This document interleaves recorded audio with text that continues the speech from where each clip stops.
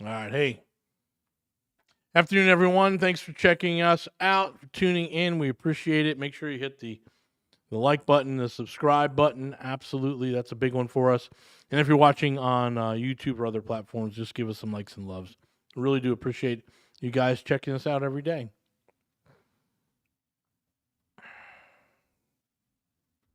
Hey, good evening, everyone. This is Robert with the world-renowned Mr. Texas Real Estate. This is the Texas Real Estate Mastermind Hour. Flying solo again tonight. Thank you for tuning in. We certainly appreciate everyone who is checking us out. We have a big event coming up early March called Red Talk. It's something you absolutely want to come to. It's going to be the market analysis for 2023. We have gotten enough data in at this point. Enough people have given us their guidance, meaning like Goldman and the Fed and a whole bunch of other financial folks have actually tuned in. And so we take all that and we dissect it and we kind of figure out what's going on in our market versus a national overarching sort of commonplace prediction. So we know that, and I'll give you a little hint. Houston's doing great. So make sure that you check us out on mrtxre.com. Go to our website. It's called Red Talk, and it's going to be the first week of March. All right, so for those of you who do not know, we run a mastermind. And, masterminds are a little bit different than like coaching. I say we don't coach, but we do. It's more of a mentorship. And then it's a wisdom of the group. And so I think we have about 80 people.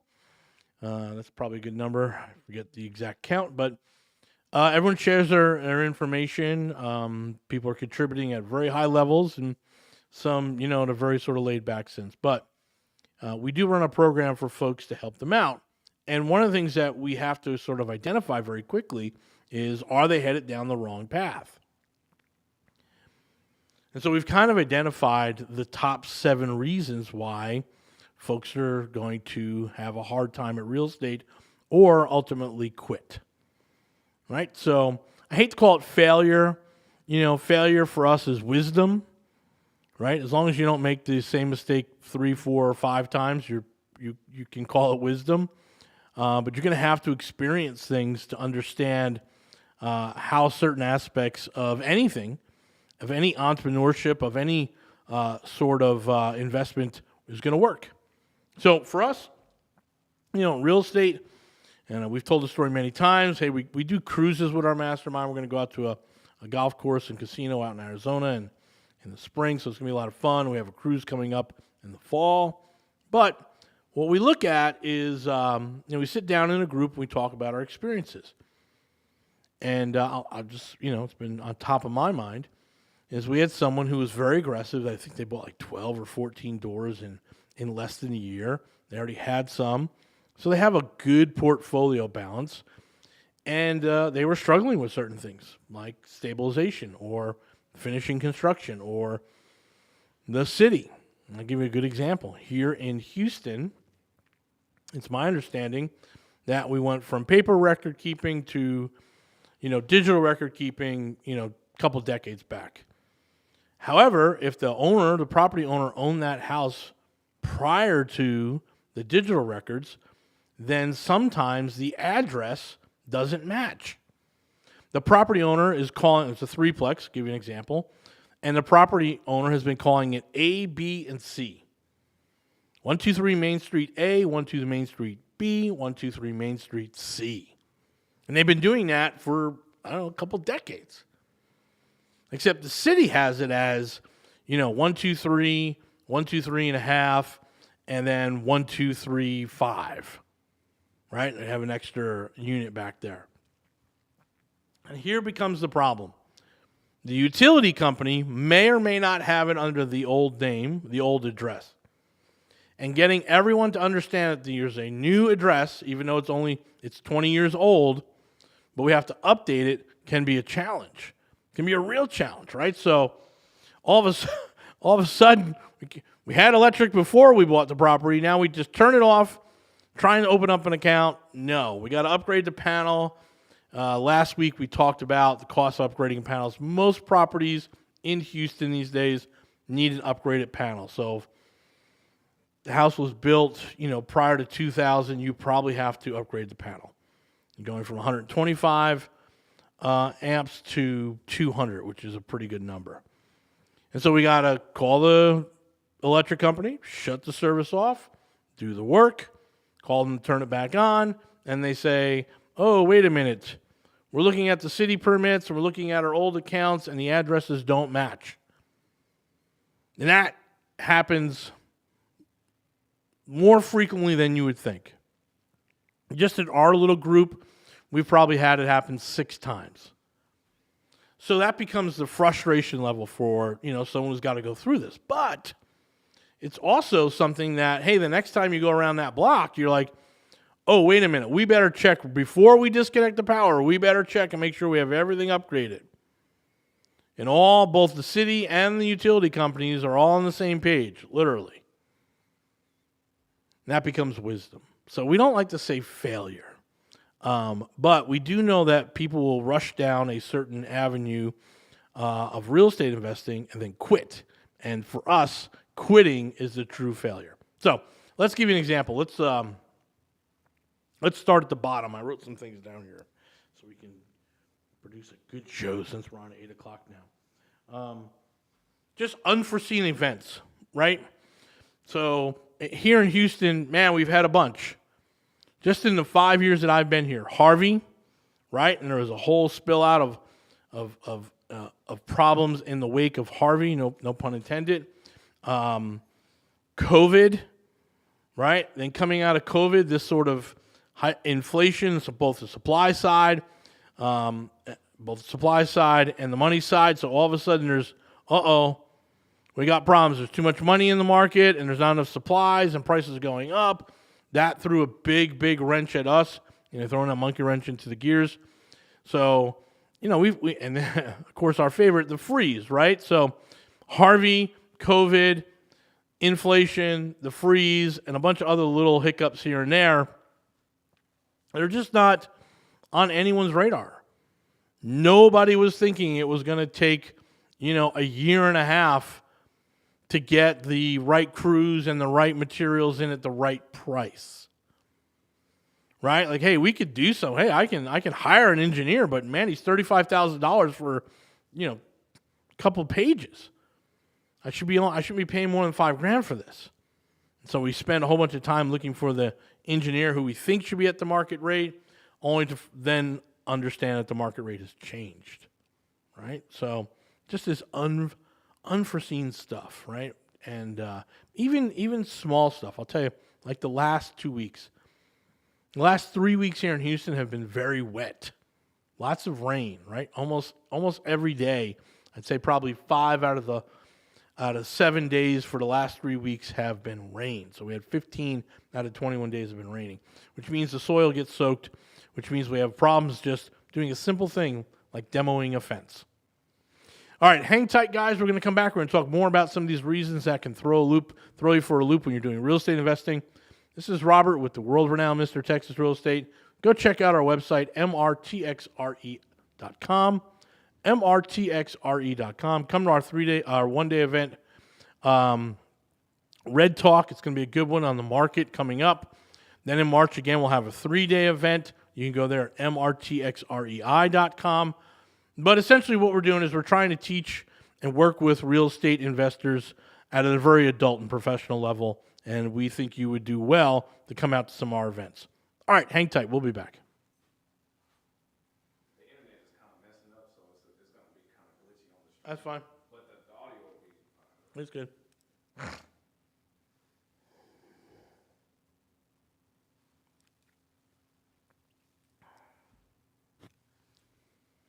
Hey, welcome back, everyone. This is Robert with the world-renowned Mr. Texas Real Estate. This is the Texas Real Estate Mastermind Hour. So we're talking about some of the things that we are working with our folks in our mastermind with, folks that we mentor, folks that we are our peer group, folks that we are doing deals with.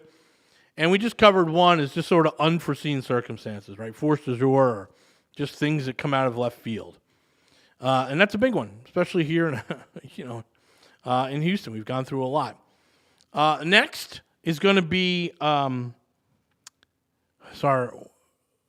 a bane. It's been a bane for us for 4 years. Property managers, and I can go on for the next 40 minutes here in the show talking about property managers. But let's just say this, and I do a workshop on this, and it's part of the 3-day, and I'll just kind of make it concise.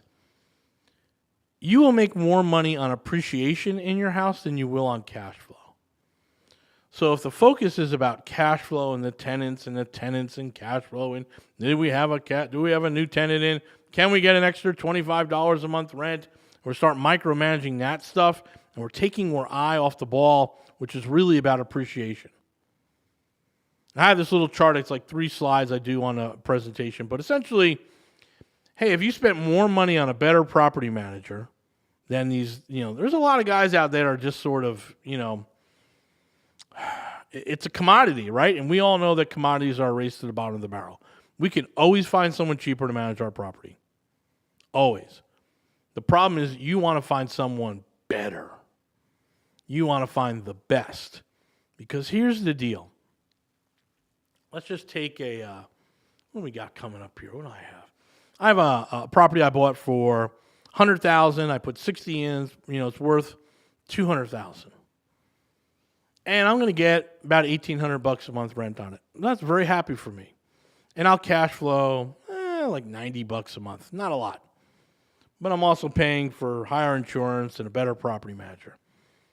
Now, if another investor came along, they would look at it and say, "Oh man, we can get to $200 a month, Rob, if we use this guy, because this guy's now at $79 a month, and this guy over here does this." And I'm like, "Yeah, I get it, I get that, but what's my asset going to look like in 5 years?" Because that $200,000 property in 5 years should be over $300,000. If the market continues the way we have seen and the way we're predicting. So I will make $100,000 in 5 years on the appreciation of the property, right? $20,000 a year, versus trying to squeeze another $100 a month to make an extra $1,200 a year. And when I'm trying to get, I'm going again to that commodity, the race to the bottom of the barrel, what typically happens is they can't fulfill everything that you're expecting them to do. It becomes a real challenge. Real challenge. That, hey, I want someone to visit, drive by the property, once a quarter. I want someone to walk in the property and do an inspection twice a year. And I want to make sure that if I have a problem, my contractors can get in. Right? I want to make sure that the people who are on the lease are the only people living there, right? So I want to control that, because there's more people on the lease, more people living there that are not on the lease, there's more wear and tear on the property. That's going to come back to you, the landlord. So having a property manager that can protect the asset, right, and giving an extra, $600 or even $1,000 a year to that is more important to us. And so that's what I'd be looking for. I'd be looking for a property manager that absolutely protects the asset, not necessarily trying to squeeze an extra $50 or $60 a month out of. So property management is a real tough part of being a landlord, which is why a lot of guys who retire just become their own property managers. The other thing is, we'll call this 4, and let's go to the next one. So right on top of property managers, so that's number 6. Number 5 is contractors, right? Whether it's handymen to do the repairs or contractors. Listen, I think I've told you all at this point, we run a construction company here, right? We have a guy who we brought in who's done ground up, hundreds and hundreds of units. He's run a roofing company. He's run a window company, siding company, insulation company, gutter company. I mean, he's run a whole bunch of these businesses. He understands the industry and what it takes. And so we work with him, and we have a pretty good construction business here. We don't advertise. No one even knows the name of it. That being said, we did that to protect ourselves. We took extraordinary lengths to start a construction company here in Texas, even though when I ran the last one out in California, I promised myself and my wife I would never, ever run another construction company. But here we are in the middle of probably a $6 or $7 million year. I know what the pricing is. I know what the real pricing is. So sometimes I'll have a property manager shoot me a bid and say, hey, here's the plumber. The plumber needs $5,200 to do this. I'm like, oh my God, you got to be kidding me. It's $1,000 of material, 2 guys, 2 days. So even giving them full $65 an hour, right? 130 times 8, another 1,000 and another 1,000.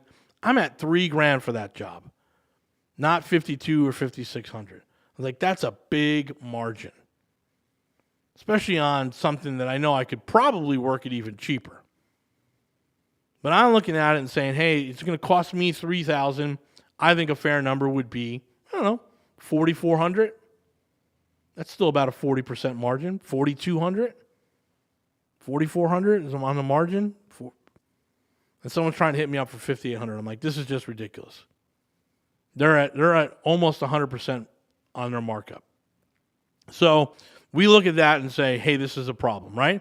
And we get the feedback, well, this is a great plumber. It's like, yeah, of course he is. He's charging 100% markup on everything. Why wouldn't he run it? I would be out there too. I'd be out there at 4 a.m. I'm making 100% markup. This is awesome.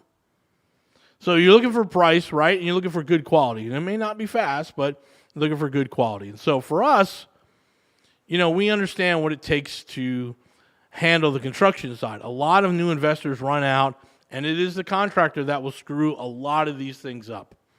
So again, in our mastermind, we give access to our construction. You don't have to use our construction company. We're fine on that. But if you do need a contractor, we'll do it. And we tell them exactly what our margin is, and we show them all the details. There's nothing hidden. It's a very detailed scope. And they can choose to use us or not. So be it, right? So for us, hey, we understand construction. For you, this is going to be difficult. As difficult, if not more difficult, than finding the right property manager. And so these things come up, right? So let's just kind of review here. We're halfway through. We said one was sort of unforeseen circumstances, right? It's number 7. Number 6, bad property manager. Number 5, contractors. Number 4, and this is a big one for the long-term stuff, is over-leveraging. And right hand in hand with over-leveraging, that also would mean logically not enough reserves. And, if you don't have enough reserves, you aren't going to get through those unforeseen circumstances. You're not going to get through a bad contractor. You're not going to get through bad property manager. You're going to be constantly hitting the well to the point where you're going to become sort of an absentee landlord. Right? And just let the property get run down. So we'll talk more about getting over leveraged and having the right amount of reserves when we come back. It's a big problem. Like, ask us how we know. Again, guys, this is Robert. Hey, we want to see you at our events. We'd love to see you at these events. Fantastic. Lots of quality. We're doing Airbnb. We do construction. We do property management. We do landlord workshop, loan workshop, all this good stuff out here. So make sure you go to mrtxre.com. Check out our events.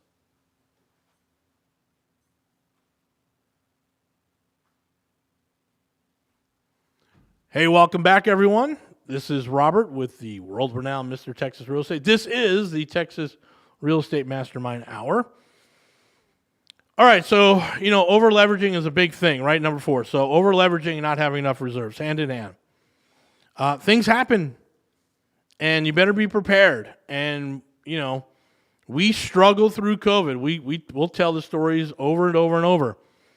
We made an effort and a promise to our investors, hey, there will be no capital calls during COVID. We got to get through it. And we didn't. And, I'm going to tell you straight up, some of our payments were late, but we didn't miss a payment.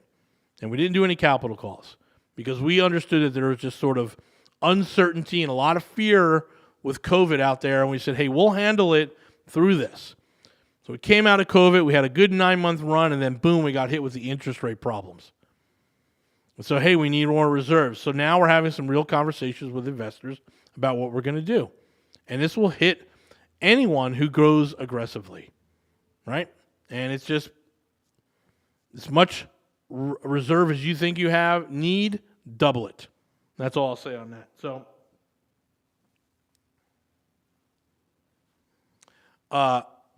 number 3 is poor financial planning. And this will go with number 2. This is really a result of number 2. Number 2 is we're going to not be patient. We're not letting the right deals come to us. We're jumping on stuff. You've heard me say it before. Desperation is the world's worst cologne. And if you're not in a position to take advantage of things around you, when they do come, that's a bad on you. However, if you're trying to take advantage of things when they come that aren't good for you, that's even worse.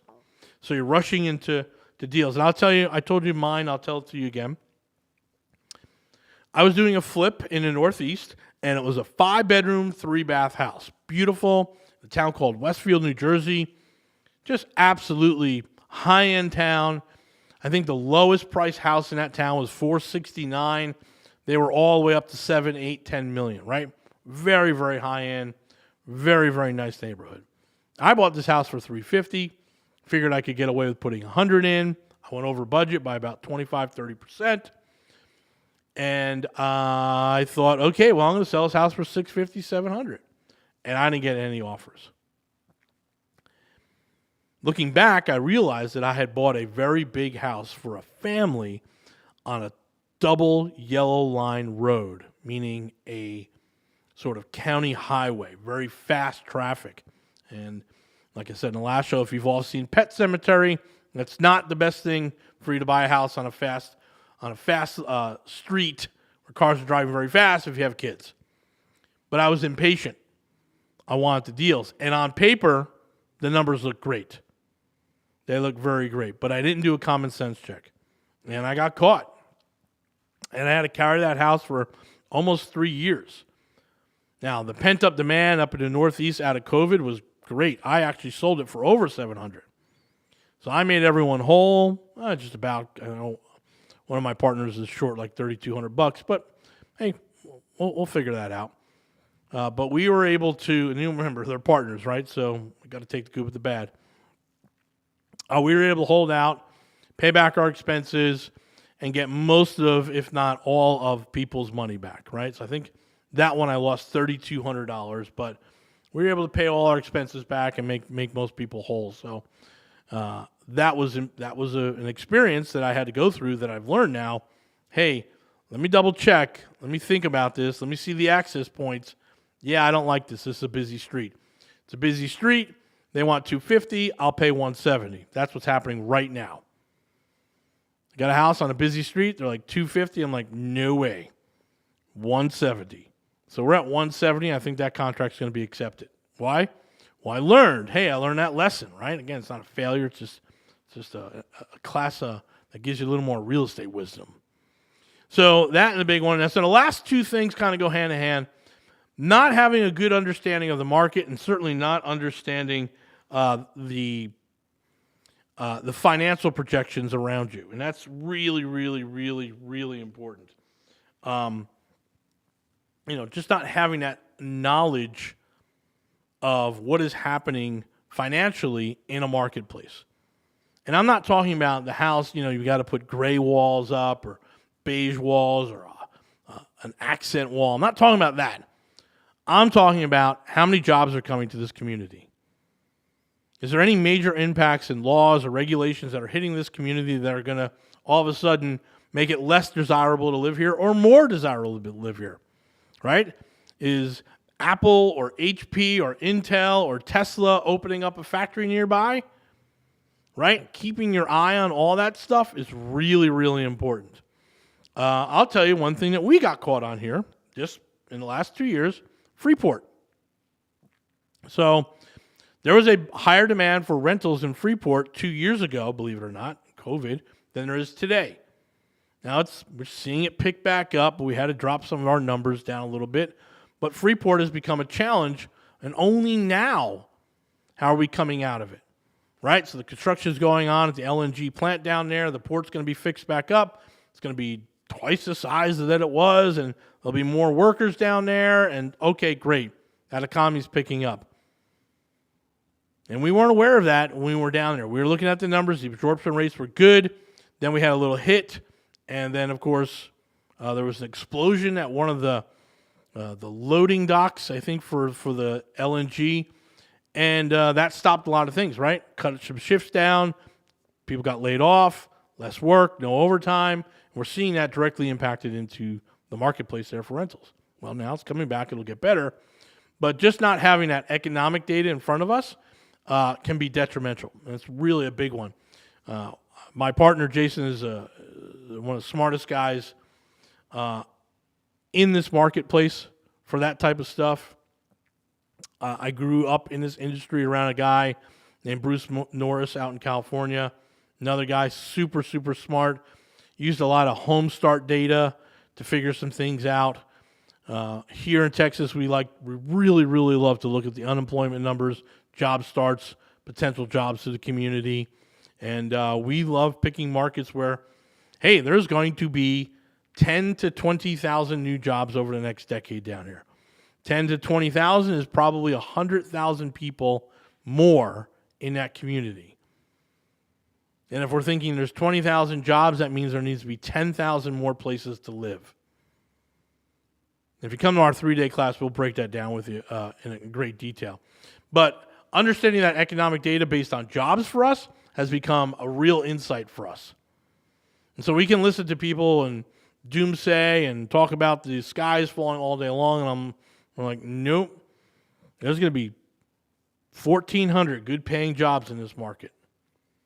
And they have to have a place to live. And they might be coming from California. They might be coming from Austin, like intra-state immigration, right? Versus the California immigration or the New York immigration. You know, hey, Tesla's going to open up another big thing down here in Corpus Christi. And so that might pull people out of that factory down there. Or Tesla just leased a 1 million square foot warehouse outside of Katy. And so are people going to be moving out of the Austin plant to move to Katy? Well, they'll have a hard time finding something in Katy. But Full Shear, I think, is where it's going to be. So they'll have to find some properties there. So keeping an eye on the economic data that is coming out and around the areas that you're investing in is really, really critical. Hey, guys, we cover all this stuff and so much more in our 3-day class.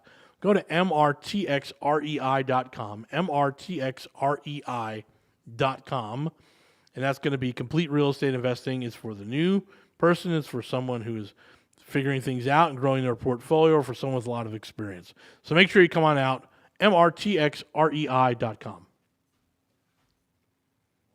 Yep.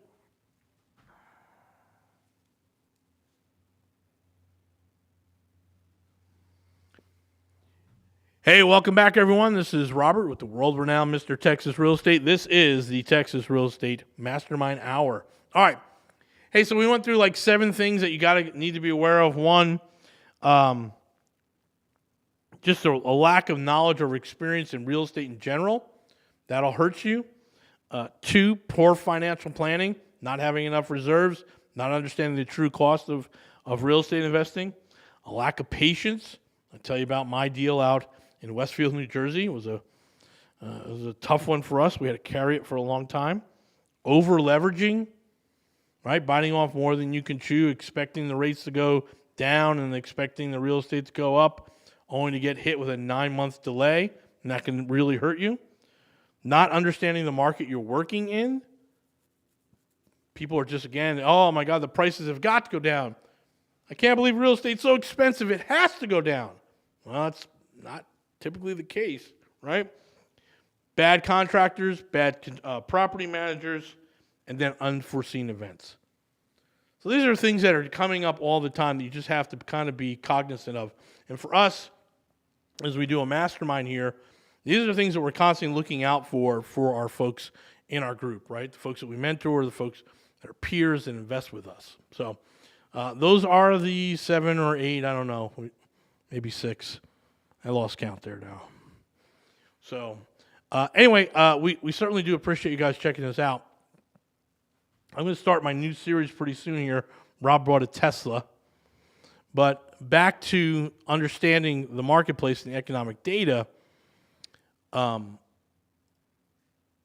if you have to understand, let's, I don't know how far back I want to go. Yeah, let's go all the way back.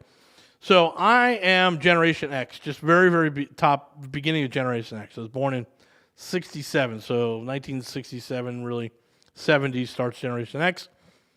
And I can remember as a child, manufacturing jobs. I didn't understand what it was, what I was actually seeing. But you see the guy in the blue shirt with the rolled up sleeves and the khaki pants and the work boots just walking down the street, coming home from work, right? Or getting out of a car and there's a carpool, and that person was doing some sort of manufacturing. And that was really, really, really that sort of lower middle class. But having those jobs inside communities was so very important. Now, come the 80s, and we start outsourcing, shipping our jobs elsewhere because transportation becomes cheaper. And while unions are fighting to keep jobs, companies are just moving whole factories south of the border into Asia and looking at it, or even from state to state, right? That was a big thing.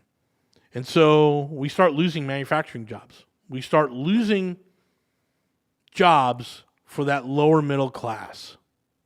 Okay?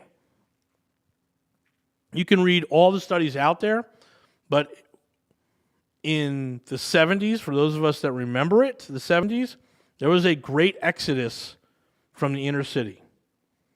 Right? That came with the highway system. In the interstate system, we were able to drive out to Cyprus and live in the suburbs back in the 70s and 80s, right? Now we're driving up to Conroe and living outside of the loop, outside of the 99, right? But there was an exodus from the inner cities. And it was really because those jobs left first.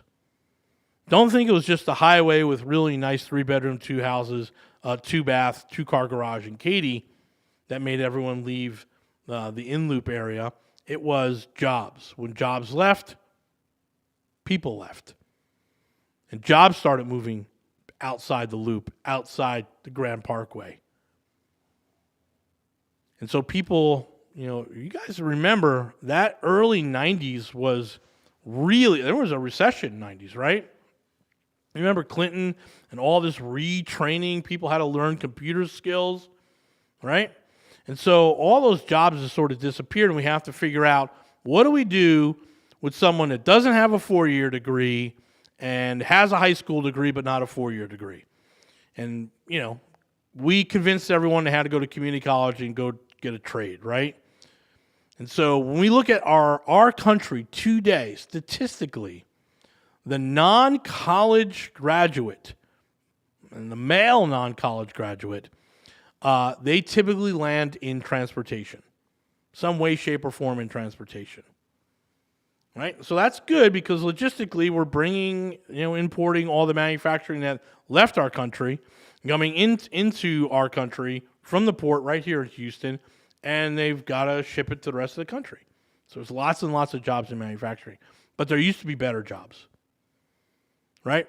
Whether you're a union guy or not, I don't care, but there were better paying jobs. They left, and they left basically because of manufacturing.